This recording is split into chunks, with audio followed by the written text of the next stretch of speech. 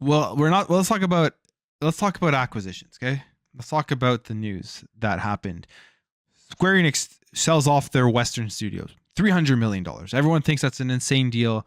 They got really good IPs. Me personally, honestly, like IPs that I'm more interested in with like the Tomb Raider trilogy alone has me like, I love that trilogy. The remake or the reboot of it was so good. So good from Crystal Dynamics that I was hoping that honestly, like if with the rumors of Crystal being shopped around and stuff, I was hoping Xbox would acquire them, especially because they're working on Perfect Dark, and then they could be that studio that they have so much talent there, makes that like big third person action game that people want to see Xbox make, right? But now they're with the Embracer Group, and the Embracer Group's huge. They just keep acquiring stuff.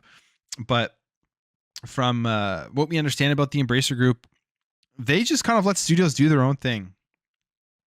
Gamer for Like with the $4.99 super chat. Thank you very much. House Toast covering your Saturday night beer. Looking forward to Sniper Elite. Thank you, Gamer for Life. I really, really appreciate it. Toast is awesome.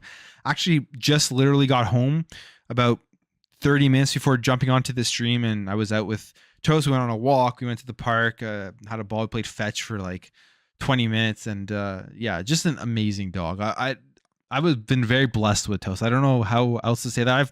I've been around dogs my whole life, but Toast is like, maybe I'm just biased because it's my dog, but like the most amazing dog I've ever had. The nicest, like I just love Toast. If you guys can't tell, I love my dog. I love my dog. So yeah, Toast is great. Thanks. Thank you for asking.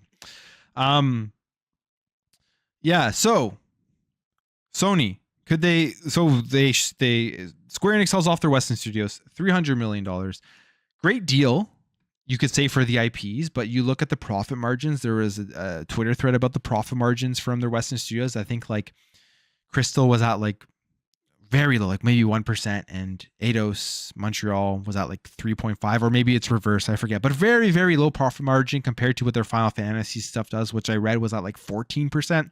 So it's more like baggage on Square Enix, because Square Enix wants to, from what they're saying, go into like, NFTs and all that stuff, which I don't know if that's really what they want to do. Jeff Grubb wrote on Twitter that they were just doing that, saying that stuff because it's like buzzwords right now and it gets potential buyers excited, but whatever, could increase the stock, all that type of stuff. I don't know. Who knows why they say this stuff and who knows what they're going to do, but they've been talking about going into like play to earn, where you're going to play and you're going to get tokens and all that stuff. So they sell off their Western studios because the profit margins aren't there. They take $300 million. They're going to take that $300 million, invest it probably in the stuff that they've been talking about if they're not trying to sell the entirety of the rest of Square Enix to somebody else, which would be all of their Japanese stuff with Final Fantasy, which would be a massive IP to get. Whether you like Final Fantasy or not, it brings in the players, it brings the money in. And if somebody were able to get their hands on the Final Fantasy IP, it's a win for that company 100%. So people have been talking about now that Sony could acquire Square Enix for PlayStation. This comes via, who is this? Greg Miller from Kind of Funny Games. Yeah, so from the PS I Love You show with Greg Miller, says he's heard that Sony is trying to acquire Square Enix, though it's unclear that stage of that process may be happening and whether or not it will actually come to pass. And he says to take it with a grain of salt, which, of course, take this with a grain of salt, because all of these acquisition rumors, you should be taking them with a grain of salt. I've always said this. I tweeted this out too. It's like, think about the big acquisitions we've had in the last 2 years or so. Think about Bungie, Bethesda, Activision Blizzard, like the real big acquisitions, and all of the ones from Embracer Group, pretty much. I shouldn't say that because I don't know if anyone's confirmed the Embracer Group ones, but no insider has actually had any information on these acquisitions. And because an acquisition that involves billions of dollars or even millions, like in the hundreds of millions of dollars, the only people that know about these acquisitions are the people at the highest end, the highest at the top of these companies. And I'm assuming, I could be wrong on this. This is just my assumption from somebody who has absolutely no idea. So if I'm proven wrong, sure, I'd be great to be proven wrong. That all of these insiders, Jeff Grubb, Greg Miller, who else? I don't know, Xbox Era podcast, like all those guys, their insiders are not guys at the very top. They're probably middle to low in the organizations. I could be wrong though. Like no one knows where they get their information from, so I could be completely wrong.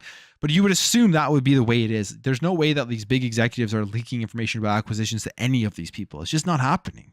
So that's why nobody actually knows about these acquisitions. It probably would be very, very like bad and some almost illegal for this stuff to get leaked before an acquisition occurs, just because of like insider trading, and we're seeing what's going on with Bobby Kotick, right? So nobody's going to have information on this stuff. So this is all just speculation. But with that being said, if you look at what Square Enix has done with offloading their Western studios, it does seem like they are making themselves easier to acquire. And I would not be surprised at all. It's a very easy prediction to make. Let's just say that. But I would not be surprised at all if PlayStation were to buy Square Enix. I just wouldn't. They have a great relationship. You look at the stuff that they've been doing with their timed exclusivity. I mean, we still haven't even got a Final Fantasy VII remake on Xbox yet, which is just absurd. So, and then you look at Final Fantasy 16, which is going to be a console exclusive, timed console exclusive, I believe. It's coming to PC as well, I think. So all that stuff, it's clear that they work together well. Square Enix likes the money that these time exclusive deals bring in for their profit margin, because time exclusive stuff sucks, but Square Enix wouldn't be continuously signing timed exclusivity deals with PlayStation if the profit margin on their games wasn't extremely good, and that adding to it because of the money they're making from that deal. I mean, you look at the way that they talked about their Western games before they sold off the studios. Literally, no matter how good those games did comparatively to other games out there, they would say it didn't do well. And it's because they have a franchise like Final Fantasy that probably just sells like insanely in Japan. And we know PlayStation sells more in Japan, so it just makes... And Final Fantasy it's a very mainstream JRPG everywhere around the world, so it sells well everywhere. But I mean, if Sony were to buy them, they would get their massive games as a service product, which is Final Fantasy 14. That will literally probably solve a lot of their issues with games as a service. So it just makes a lot of sense for them. And Square Enix will work with a company that they've already worked with. So I wouldn't be surprised if that happens. But maybe Square Enix is literally telling the truth, and they want to do the NFT stuff. They want to put more of the resources towards that. And that's why they got rid of the Western game studios, I would say baggage for them at least.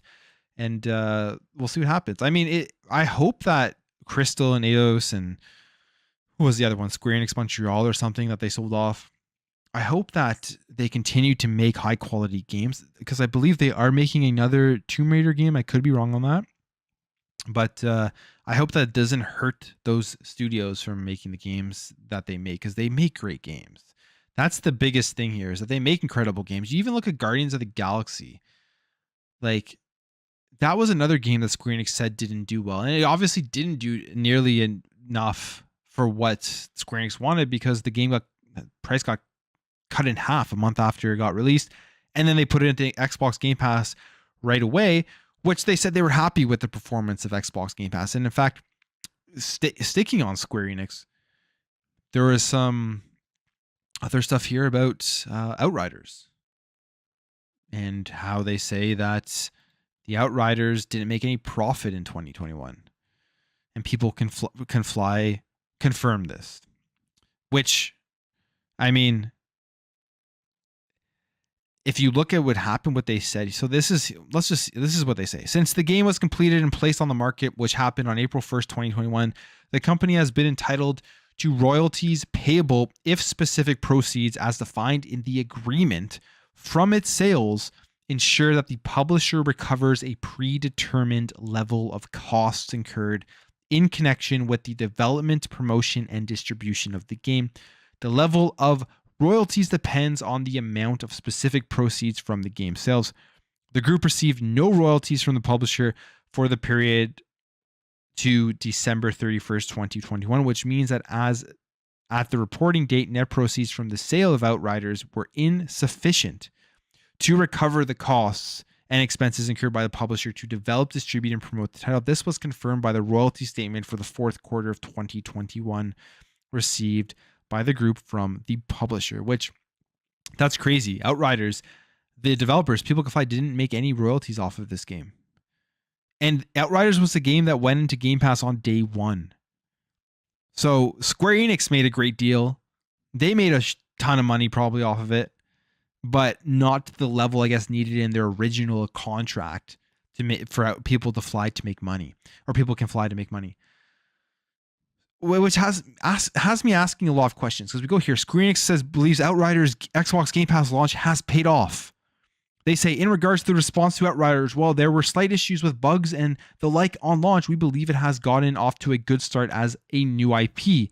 In addition, we have been pleasantly surprised as the digital sales ratio for the title have been very high. Very high, they say.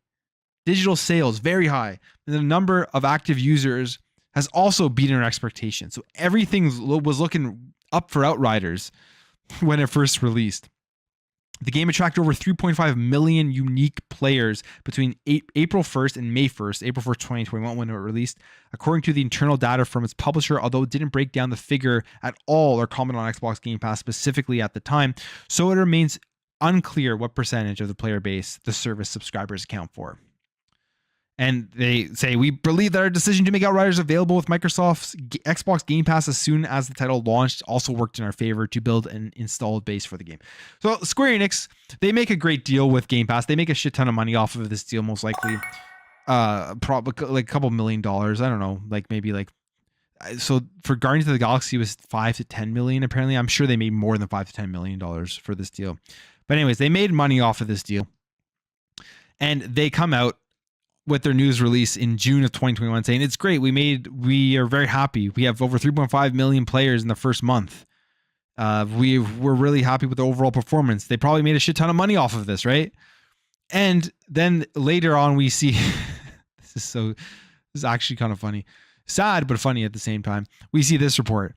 And all this tells me, honestly, because you see people on social media just talking shit about Xbox Game Pass and, oh, it's bad for the developer. It's bad, which we've seen multiple times that's not bad for the developer.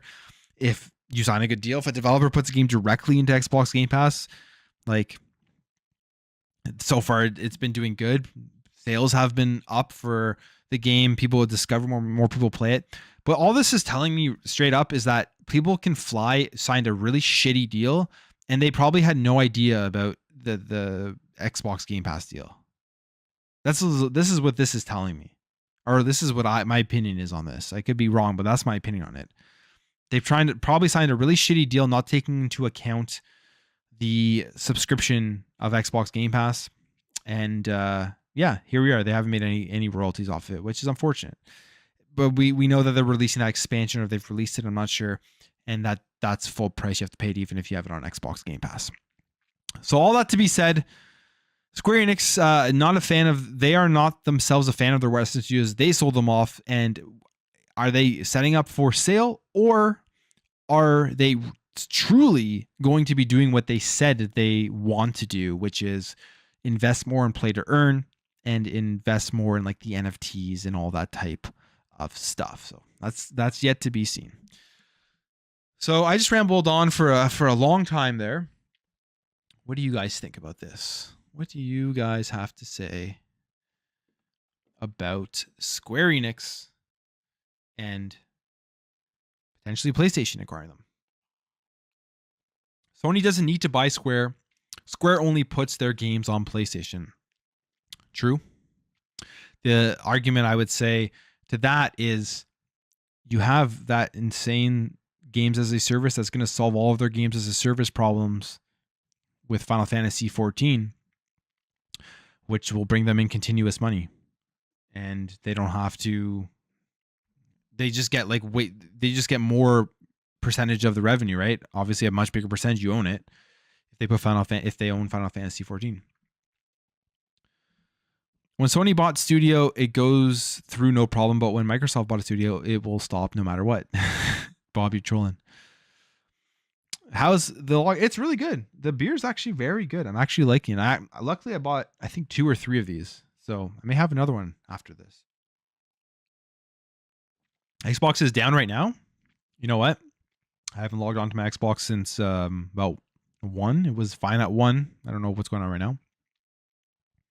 Buying studios won't help Sony. The future is online services, and Sony is treating that as not important. Well, I would say that they were treating it as not important for a large part, for a long time, and now they're panicking. And they're trying to adjust as fast as they can because they've realized that the online services, subscription, streaming, all that stuff is going to be the future, whether you like it or not.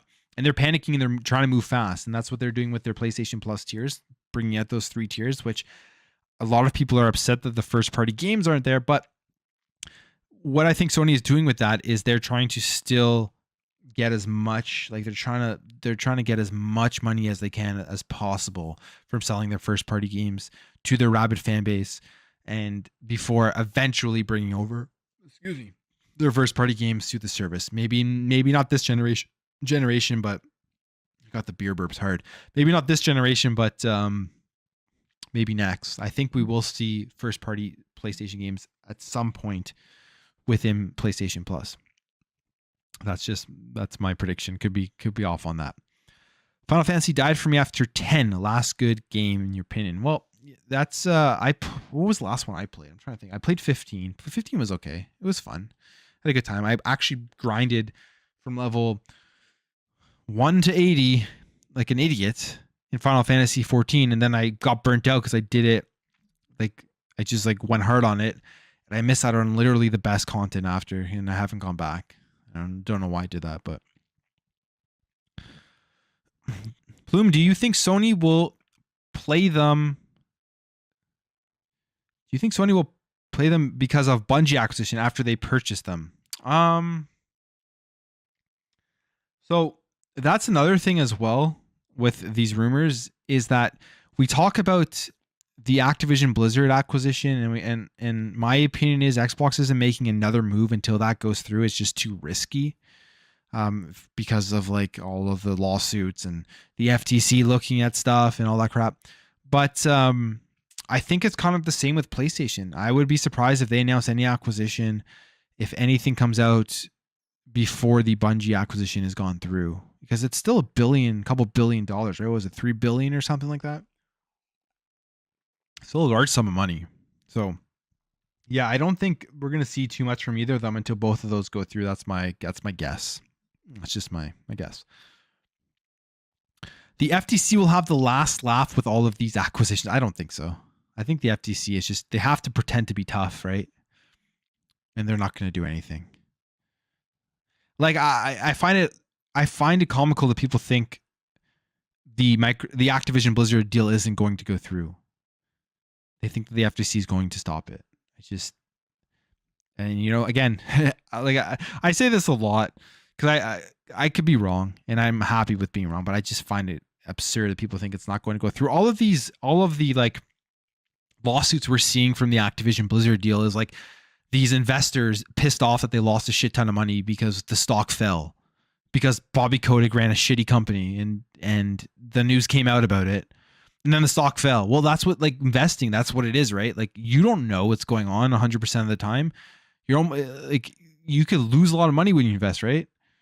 So now they're just mad that they lost all this money, and they think that like, oh, $95 a share isn't enough. We're not going to get all of our gains back. So they're trying to sue to get some of their money back. And they're just trying to sue Bobby, I think. I think they're trying to sue Bobby because they're trying to get him before the deal goes through, so they can hopefully get money off of him, or from the suing him, to arguing that he quickly sold Activision Blizzard because he knew of all of the negative stuff that was coming out. The stock was falling, and he knew there was no way to get it back. Which, I mean, that's actually not a terrible argument, to be completely honest. Yeah, I mean, because we saw where the stock was. We saw it just crash, and then they sell it to Microsoft, right? I mean, it's business, I guess, but like, so it's not a terrible argument. But none of that stuff's going to hold. I don't think. Personally, I don't think any of it's going to hold.